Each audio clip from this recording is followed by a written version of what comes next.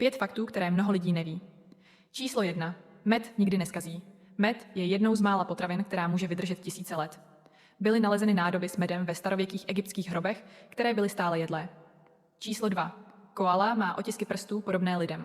Otisky prstů koál jsou téměř nerozeznatelné od lidských, dokonce by mohly zmást i forenzní vědce. Číslo 3.